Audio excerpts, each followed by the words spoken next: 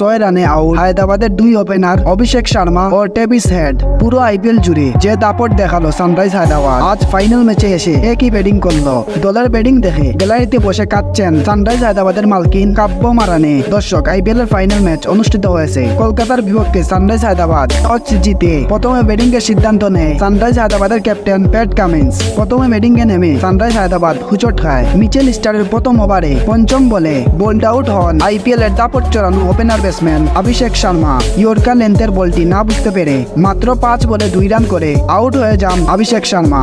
Kolkata night রাইডারের পরের over বল করতে আসেন বিভা আরোরা ট্রেভিস হেডকে বোকা বানিয়ে ক্যাচ আউট করেছেন।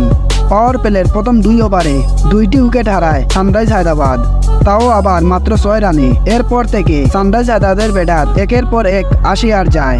সানরাইজ হায়দ্রাবাদ 18 ওভার 3 বল দেনে অল আউট হয়ে যায়। সানরাইজ হায়দ্রাবাদ 113 রানের টার্গেট দেয় কলকাতা নাইট রাইডারকে। এদিকে দলের খুঁড়িচা ব্যাটিং দেখে সানরাইজ হায়দ্রাবাদের মালকিন কেঁদে বসেছেন। দর্শক, এই টার্গেটে কি সানরাইজ হায়দ্রাবাদ জিততে পারবে? আপনার কি ধারণা হয়? অবশ্যই কমেন্ট বক্সে জানাবেন। এই ভিডিওটি ভালো লাগলে লাইক কমেন্ট সাবস্ক্রাইব করবেন। আসসালামু আলাইকুম।